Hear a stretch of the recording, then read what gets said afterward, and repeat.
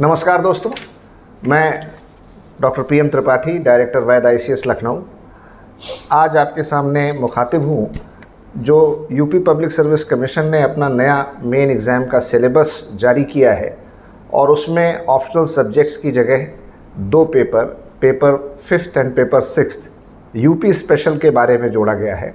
तो दरअसल उसकी तैयारी कैसे करें, उसका अप्रोच क्या होना चाहिए, मेन एग्ज़ामिनेशन को ध्यान में रखकर किस तरीके के सवाल उसमें आ सकते हैं, सिलेबस में पेपर 5th और पेपर 6th में क्या दिया गया है, और अगर आपने अभी तक यूपी के पहले वाले सिविल सर्विसेज के एग्ज़ाम दिए हैं स्टेट पब्लिक सर्विस कमीशन के, और आपका ऑप्शनल और जनरल स्टडीज़ का पेपर जो आप देते रहे वो तैयार था, अब ये जो दो नए पेपर जुड़ गए उसकी वजह से ऑप्शनल को हटाया गया और जनरल स्टडीज़ में ये दो नए पेपर आने से अब आपको अलग से ये दो पेपर तैयार करने पड़ेंगे।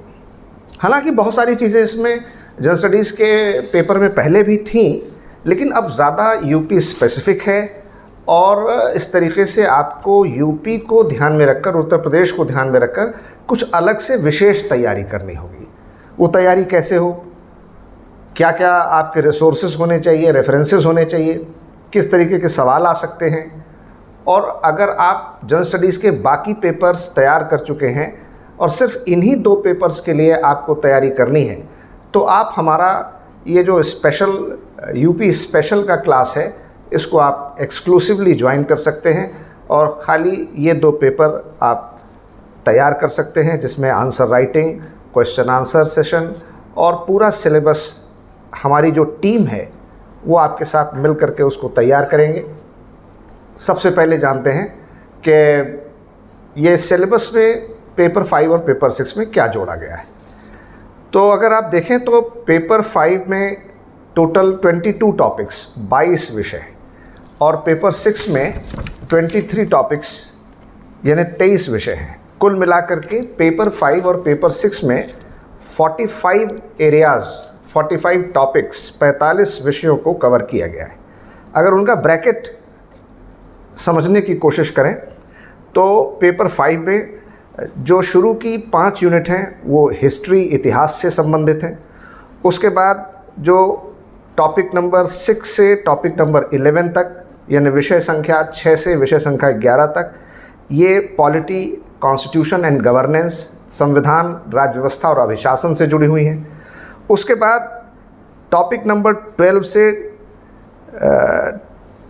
कुछ एरियाज़ हैं जो कि लॉ एंड ऑर्डर और सिक्योरिटी से जुड़े हुए हैं, और उसके बाद उसमें अगर आप देखें तो लॉ एंड ऑर्डर के अलावा मिसलेनियस टॉपिक हैं जो टॉपिक नंबर 14 से टॉपिक नंबर 22 तक दिए गए। ये मिसलेनियस टॉपिक विविध विषय क्या हैं जो law and order, medical and health facilities and issues in Uttar Pradesh, state education system, इस तरीके से आपके 4-5 मेजर एरियाज़ पेपर 5th में कवर किए गए हैं। History, polity, constitution and governance, law and order and security and miscellaneous topic तथा विविध विषय। अब अगर आप पेपर 6th में आते हैं तो पेपर 6th में टोटल 23 टॉपिक्स हैं और इन 23 टॉपिक्स को अगर हम इसका ब्रैकेट समझने की कोशिश करें तो शुरुआत में जो टॉपिक दिए गए हैं उसमें ओवरव्यू ऑफ इकोनॉमी यानी हमारे उत्तर प्रदेश की अर्थव्यवस्था से संबंधित विषय दिए गए हैं। उसके बाद इन्वेस्टमेंट इन उत्तर प्रदेश में निवेश, इससे जुड़े हुए 5 टॉपिक्स हैं। फिर एग्रो फॉरेस्ट्री, कृषि वानिकी से जुड़े सवाल हैं जिसमें कमर्शलाइजेशन ऑफ एग्रीकल्चर, यूपी की new forest policy, agro and social forestry, agricultural diversity, ये सारे विषय पूछे गए हैं। फिर एक टॉपिक है डेवलपमेंटल इंडिसेस, विकास से संबंधित सूचकांकों का, कि उत्तर प्रदेश में ह्यूमन डेवलपमेंट इंडेक्स, मानव विकास सूचकांक की स्थिति क्या है, पावर्टी इंडेक्स कैसी है, सेक्स रेशियो कैसा है, इन्फेंट मॉर्टेलिटी रेट और मदर मॉर्टेलिटी रेट यानी मातृ मृत्यु दर और शिशु मृत्यु दर की क्या स्थिति है, हमारे राज्य में अन्य राज्यों की तुलना में शिक्षा की औसत दर क्या है, आय की औसत स्थिति क्या है, निर्धनता का स्तर क्या है, इससे जुड़े हुए सवाल आपसे पूछे जाएंगे। और फिर आप बात करें तो ज्योग्राफी से जुड़े हुए 4 टॉपिक्स हमें दिए गए हैं, टॉपिक नंबर 13 से टॉपिक नंबर 17 तक। तो ज्योग्राफी ऑफ उत्तर प्रदेश का भूगोल कैसा है, और उसके बाद लास्ट के जो टॉपिक्स हैं, टॉपिक नंबर 17 से टॉपिक नंबर 23, विषय संख्या 17 से विषय संख्या 23 तक, ये साइंस एंड टेक्नोलॉजी तथा एनवायरनमेंट और इकोलॉजी से जुड़े हुए हैं। तो आप देख सकते हैं कि उत्तर प्रदेश लोक सेवा आयोग ने बहुत ही गहराई से, बड़ी सूक्ष्मता के साथ उत्तर प्रदेश के लगभग हर महत्वपूर्ण क्षेत्र और विषय को अपने पाठ्यक्रम में शामिल करने का प्रयास किया है। So it has been very extensive, exclusive and wide coverage of all the relevant areas related to Uttar Pradesh. तो मैं चाहता हूं कि आप इस वीडियो को पूरा देखें और समझें, और जो हमारे नए बैचेस केवल यूपी पीसीएस स्पेशल के पेपर 5 और पेपर 6 के लिए जो हम लोग करेंगे वो आप ज्वाइन कर सकते हैं। मोस्ट लाइकली जून, जुलाई, अगस्त हमारे मेन एग्जामिनेशन के होने के पहले ये बैच शुरू होंगे, जिसकी डेट्स आपको नीचे स्लाइड में दिखाई दी जा सकती हैं, या फिर आप हमारे कॉन्टैक्ट नंबर पर कॉन्टैक्ट कर सकते हैं, या आप हमारी ईमेल और वेबसाइट के एड्रेस से हमको कॉन्टैक्ट कर सकते हैं। ये सारे डिटेल्स आपको इसी वीडियो के साथ मिल जाएंगे। आप ये क्लासेस ऑनलाइन भी कर सकते हैं, जिसके लिए आप हमारा ऐप गूगल प्ले स्टोर से डाउनलोड करें, जिसका लिंक इसी वीडियो के साथ दिया गया है। तो अगर आप ऑनलाइन कोर्स भी करना चाहते हैं तो बहुत आराम से कर सकते हैं। ऑफलाइन कोर्सेज भी होते हैं, लाइव और हाइब्रिड कोर्सेज भी होते हैं। तो आपको सारी सुविधाएं हैं, जिसका पूरा स्टडी मटेरियल भी आपको साथ में दिया जाएगा। तो मैं सबसे पहले अपने कॉलीग और सीनियर मेंबर हमारे टीम के अभिषेक सर हैं, उनसे कुछ चीज़ जानने की कोशिश करता हूँ। सिलेबस को देख करके आप ये बताएं कि क्या आप उसमें ख़ास देखते हैं, और चूँकि आप इंडियन इकॉनमी और उससे जुड़े हुए तमाम एरियाज़ के बहुत एक्सपर्ट और रिनाउंड एक्सपीरियंस मेंटोर रहे हैं, तो किन ख़ास बातों का हमारे जो सिविल सर्विसेज की तैयारी करने वाले स्टूडेंट हैं वो ध्यान रखें, और क्या करें, आप ज़रा उनको गाइड करें। Thank you sir. Hello students, जैसा कि सर ने कहा या बताया या मुझसे पूछा है कि जो नया टॉपिक्स जो जुड़े हैं यूपी स्पेशल के नाम पर, ये क्यों जुड़े या इसका बेसिक रीज़न क्या है। तो सर मेरा ये मानना है कि आयोग बेसिकली ये चेक करना चाहता है कि जो कैंडिडेट यूपी का एग्ज़ाम देने जा रहा है उसको यूपी के बारे में कितनी नॉलेज है। बिल्कुल ठीक बात। क्योंकि आप यूपी के एग्ज़ाम की प्रिपरेशन कर रहे हैं, आप यूपी के ब्यूरोक्रेसी में जाना चाहते हैं, या किसी भी स्टेट के लिए जब आप जाते हैं तो आपको स्टेट स्पेसिफिक नॉलेज होनी चाहिए। तो जैसा सिलेबस को डिफ़ाइन किया गया है, जैसे आपने बताया, सर ने बताया कि बहुत ही वाइड और बहुत ही इंटेलिजेंट वर्क किया गया है इस सिलेबस को डिफ़ाइन करने के लिए। तो आप देखिए, जैसे सर नेशनल सिक्योरिटी के जो इश्यूज़ हैं जो हम लोग जीएस में पढ़ते हैं ऑलरेडी, उसको इन्होंने यूपी स्पेसिफिक कर दिया है। बिल्कुल। तो अगर उत्तर प्रदेश में आप आ रहे हैं, उत्तर प्रदेश की पुलिस सेवा में आप आ रहे हैं, तो आपको उत्तर प्रदेश से रिलेटेड लॉ एंड ऑर्डर के क्या चैलेंजेस हैं वो आपको पता होने चाहिए। जैसे अभी देखा आपने एंटी टेरर स्क्वाड या माफिया पर, माफिया, ज़ीरो टॉलरेंस की जो पॉलिसी अगेंस्ट माफिया, या जो माफिया को क्लियर, मतलब यूपी को नीट एंड क्लीन बनाना। क्योंकि मैं मानता हूँ कि लॉ एंड ऑर्डर जो है सर, वो बेसिक रिक्वायरमेंट होती है किसी भी स्टेट के लिए या किसी भी कंट्री को ग्रो करने के लिए। बिल्कुल, कोई डेवलपमेंट और प्रॉस्पेरिटी हो ही नहीं पाएगा जब तक लॉ एंड ऑर्डर नहीं है, तब तक नहीं हो पाएगा। इसी तरीके से इकोनॉमी का जो सिलेबस है सर, उसमें इन्होंने इकोनॉमी में टोटली जो है यूपी स्पेसिफिक करके कहा है कि आपको पढ़ना है। जैसे इन्वेस्टमेंट समिट्स वगैरह होती हैं उत्तर प्रदेश में, यूपी सरकार की इकोनॉमिकल पॉलिसीज़ क्या हैं, जैसे 1 डिस्ट्रिक्ट 1 प्रोडक्ट का जिक्र किया है इन्होंने कि आपको पता होना चाहिए कि 1 डिस्ट्रिक्ट 1 प्रोडक्ट क्या है।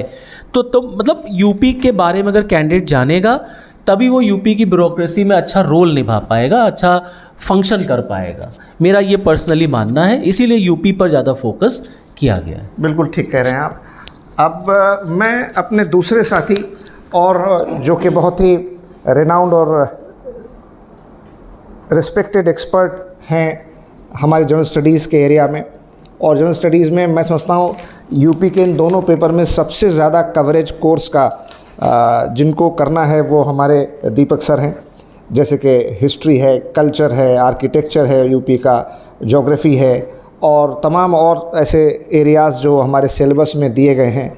जैसा कि आपको अभी अभिषेक सर ने बताया कि जब आप यूपी की सिविल सर्विसेज में आना चाहते हैं या जिस भी स्टेट की सिविल सर्विसेज में जाना चाहते हैं तो वहाँ की society, history, culture, geography, topography, आपको वहाँ के सभी सामाजिक, सांस्कृतिक, आर्थिक, भौगोलिक पक्षों से परिचित होना चाहिए, क्योंकि आपको उसी वातावरण में काम करना है, उन लोगों के बीच काम करना है, उन लोगों के साथ काम करना है जो आपके उस राज्य के निवासी और नागरिक हैं। तो इस लिहाज से मैं अपने सहयोगी और सीनियर कॉलीग दीपक सर से पूछूंगा कि इस सिलेबस के बारे में, जो सबसे ज़्यादा एरिया मुझे लगता है आपको ही इस फील्ड में कवर करना होगा, आपके पास बड़ी एक जिम्मेदारी आ रही है, एक बहुत रिस्पॉन्सिबिलिटी आ रही है, तो इसको कैसे आप देखते हैं? हेलो फ्रेंड्स, आप लोग जब ये वीडियो देख रहे हैं या जिस समय आप ये वीडियो देखें तो मेरा मानना है सिलेबस को पहले अपने साथ में रख लें, तो जो बातें यहाँ से कही जा रही हैं, जो सर ने बताया, अभिषेक सर ने बताया, वो समझने में आपको आसानी रहेगी।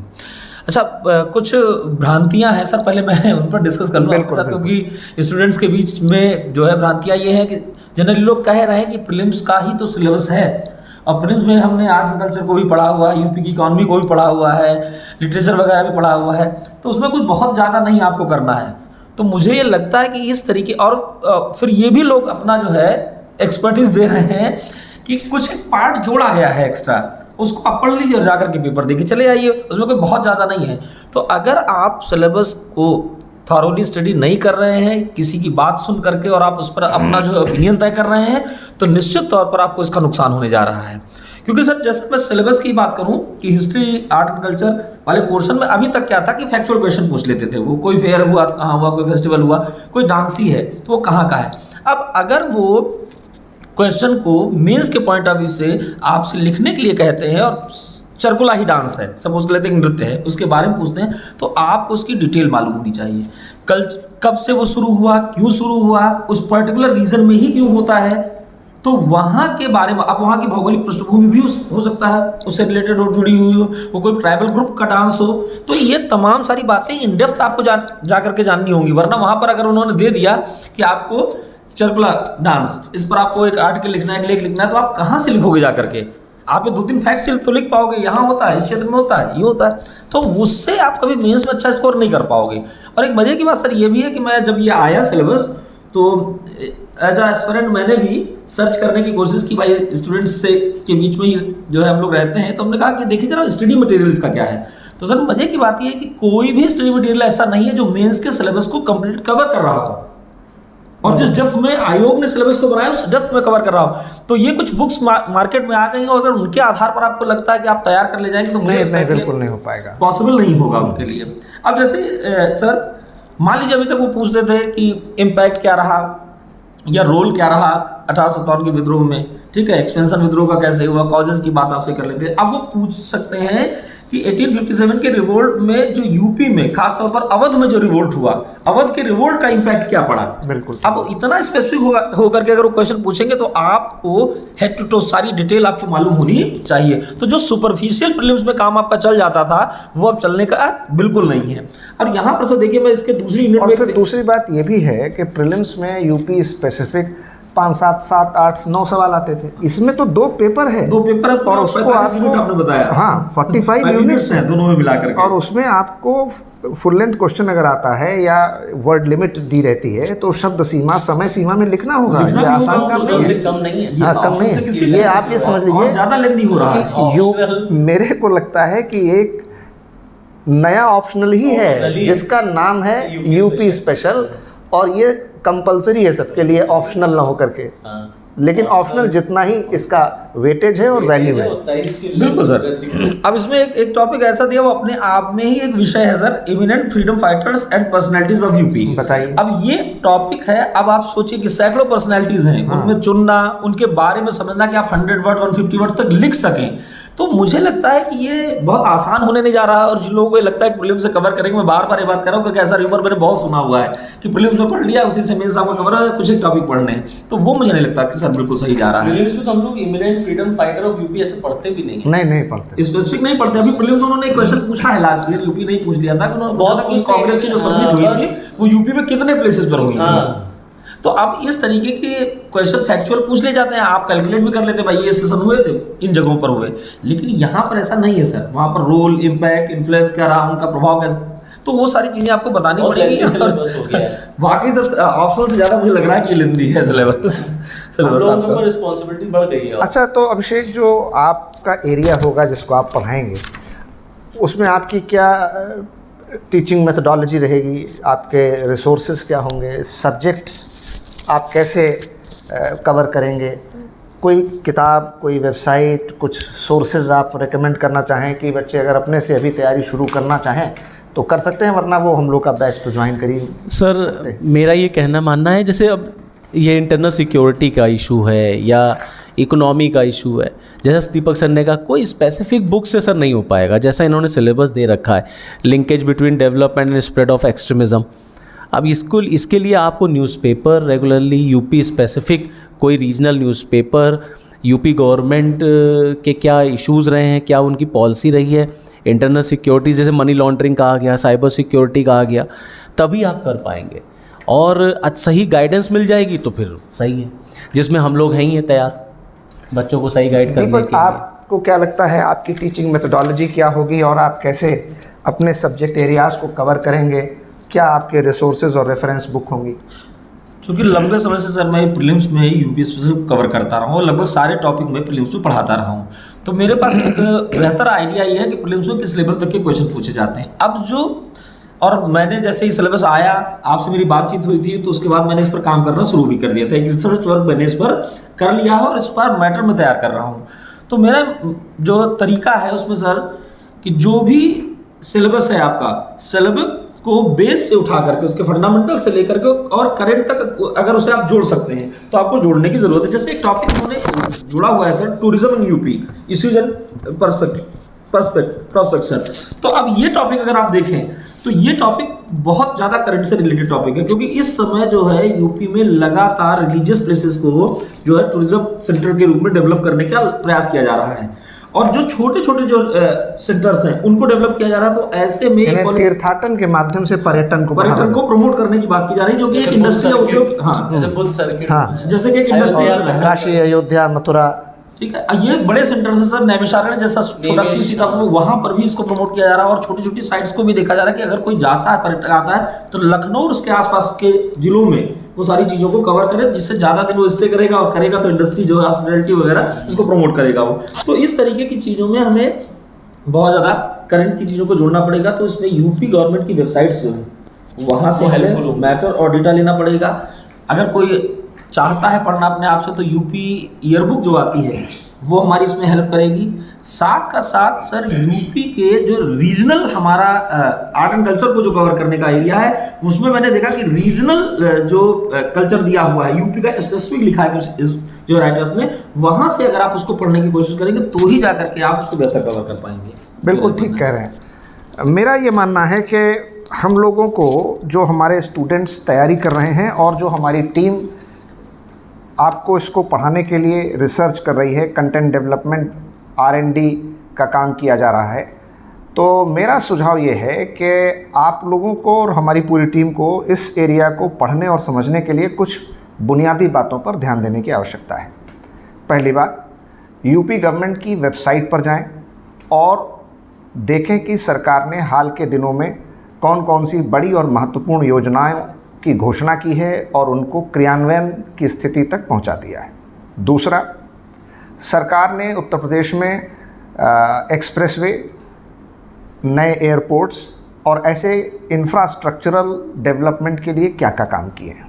तीसरा, सरकार ने उत्तर प्रदेश को $1 ट्रिलियन की इकॉनमी बनाने के लिए जो पिछले कुछ सालों में global investor summit, ground breaking ceremony की है, उसमें कितने समझौते हुए हैं और किन किन क्षेत्रों में उन्हें लागू किया जा रहा है। चौथी बात कि उत्तर प्रदेश में इंडस्ट्रियल कॉरिडोर और डिफेंस कॉरिडोर यानी औद्योगिक गलियारा और रक्षा गलियारा, इसको बनाने का जो उद्देश्य और घोषणा दोनों सरकार ने की है, तो उससे क्या क्या लाभ होंगे उत्तर प्रदेश राज्य को, वो सिर्फ अर्थव्यवस्था का ही विकास नहीं होगा, उससे चहुमुखी विकास होगा। 5वां पॉइंट है कि उत्तर प्रदेश को तीर्थाटन के द्वारा पर्यटन की दृष्टि से महत्वपूर्ण बनाया जाए और उत्तर प्रदेश में जो हिंदू तीर्थस्थल हैं, मुस्लिम तीर्थस्थल हैं, अन्य धार्मिक पर्यटन स्थल हैं, उनका विकास करके उनको आसपास के अर्थव्यवस्था और समाज के विकास से जोड़ा जाए। इसके लिए मैं आपसे कहूँगा कि उत्तर प्रदेश सरकार के द्वारा सूचना और प्रकाशन विभाग जो वार्षिकी जारी करता है उसको ज़रूर पढ़िए। फिर आप उत्तर प्रदेश को कुछ हिस्सों में बांटिए, जैसे पूर्वी उत्तर प्रदेश, पश्चिमी उत्तर प्रदेश, दक्षिण उत्तर प्रदेश, मध्यांचल उत्तर प्रदेश। इस तरीके से उन क्षेत्रों में कैसी भूमि है, वहाँ पर किस तरीके से मृदा की गुणवत्ता है, कौन कौन से उद्योग वहाँ पर पाए जाते हैं, क्या क्या खनिज पदार्थ उत्तर प्रदेश के किन क्षेत्रों में मिलते हैं, कहाँ सीमेंट का उत्पादन होता है, कहाँ दूसरे खनिज पदार्थ पाए जाते हैं, कौन सी उत्तर प्रदेश की महत्वपूर्ण नदियाँ हैं, उन नदियों के किनारे बसे हुए शहरों की स्थिति और गाँव की स्थिति क्या है। उसके बाद आप उत्तर प्रदेश का एक पूरा भौगोलिक और राजनीतिक मानचित्र तैयार करें, पॉलिटिकल एंड ज्योग्राफिकल मैप। उसके बाद आप सेकंड पॉइंट पर आएँ और देखें कि उत्तर प्रदेश को यूपी गवर्नमेंट ने 9 इम्पॉर्टेंट सेक्टर्स में बांटा है, जैसे agriculture, forestry, service sector, industry, business. इस तरीके से हर सेक्टर पर आपको स्पेसिफिक नोट्स तैयार करने चाहिए। इसके अलावा जो राष्ट्रीय अंतर्राष्ट्रीय स्तर पर काम करने वाली महत्वपूर्ण संस्थाएं हैं, वो राज्य और देश दोनों के स्तर पर महत्वपूर्ण संकेतांक, सूचनाएं, तथ्य और आंकड़े जारी करते हैं, जैसे कि मानव विकास सूचकांक क्या है, अर्थव्यवस्था में प्रगति और विकास का सूचकांक क्या है, शिक्षा का स्तर क्या है, प्राइमरी शिक्षा का स्तर क्या है, माध्यमिक शिक्षा का स्तर क्या है, कितने एम्स, विश्वविद्यालय और अन्य तकनीक प्रौद्योगिकी संस्थान खोले जा रहे हैं, सरकार इस दिशा में क्या कर रही है। फिर लॉ एंड ऑर्डर और पुलिस रिफॉर्म्स, जेल रिफॉर्म्स पर आएँ, क्योंकि पिछले कुछ समय में इस सरकार ने zero tolerance towards mafia, law and order को मेंटेन करने के लिए सरकार ने जिस तरीके से प्रॉपर्टीज़ को जब्त करना और इलीगल प्रॉपर्टीज़ को बुलडोज करना, इस तरीके के कदम उठाए हैं, जिसको कोर्ट में चैलेंज किया गया, लेकिन अंततः उसको अदालत ने सही पाया और माना। तो आप जब पूरे यूपी को ध्यान में रखकर इस तरीके से sector wise service, industry, business, agriculture, उसके बाद important issues, law and order, development, economy, business, commercial, उसके बाद geographical environmental zones in Uttar Pradesh, quality of soil, major crops, important festivals and local haat, mela, bazaar, जैसे ददरी का मेला, जैसे मेरठ में नौचंदी का मेला, बाराबंकी में देवा शरीफ का उर्स, उनके बारे में आपको जानकारी इकट्ठा करना चाहिए। और अगर आपके लिए ये काम अकेले अपने स्तर पर करना बहुत श्रम साध्य और समय साध्य और खर्चीला है, उसमें आपका वक्त, पैसा, समय, ऊर्जा ज़्यादा ज़ाया होंगे, आपको ज़्यादा मेहनत करनी पड़ेगी, जबकि आपको पीसीएस मेन एग्ज़ाम के लिए अलग से बहुत कुछ पढ़ने की ज़रूरत है। तो मेरे हिसाब से आप सीधे वैद आईसीएस का ये स्पेशल कोर्स ज्वाइन कर सकते हैं, जिसमें आपको सारा स्टडी मटेरियल, क्वेश्चन आंसर और पूरे सब्जेक्ट के सिलेबस को ध्यान में रखकर कंप्लीट कवरेज कराया जाएगा और आंसर राइटिंग सेशन होंगे। मैं समझता हूँ कि इसी के साथ आप सब लोग को उत्तर प्रदेश सिविल सेवा की मुख्य परीक्षा के लिए मेरी बहुत बहुत शुभकामनाएं। आप सभी लोग सफल हों और प्रदेश के विकास में अपना योगदान करें। इन्हीं के साथ मैं अपने टीम के साथ विदा लेता हूं और अपने सहयोगियों से कहना चाहूँगा कि अगर वो हमारे तैयारी करने वाले अभ्यर्थियों को कुछ 2 शब्द मार्गदर्शन के या उनके तैयारी के विषय में कहना चाहें तो ज़रूर कहें। Sir, as a teacher, as a mentor, हम तो यही चाहेंगे कि आप सफल हों, जो भी आपने उद्देश्य रखा है, तय किया है, उसमें आपको सफलता मिले और आपकी जर्नी में हम जो भी इम्पोर्टेंट रोल प्ले कर सकते हैं उसके लिए हम हमेशा तैयार हैं। वैथ्स ICS टीम की तरफ से हम आप सबको ऑल द बेस्ट कहना चाहेंगे। Okay, thank you. सर ने सारी चीज़ें बताई हैं आपको, बस मेरा इतना ही कहना है कि आप सफल हों और सफलता में अगर हमारी भूमिका हो सकती है, हमारी संस्थान की, हमारी टीम की भूमिका हो सकती है, तो हम हमेशा आपकी मदद के लिए, आपको सहयोग करने के लिए सतत तैयार हैं।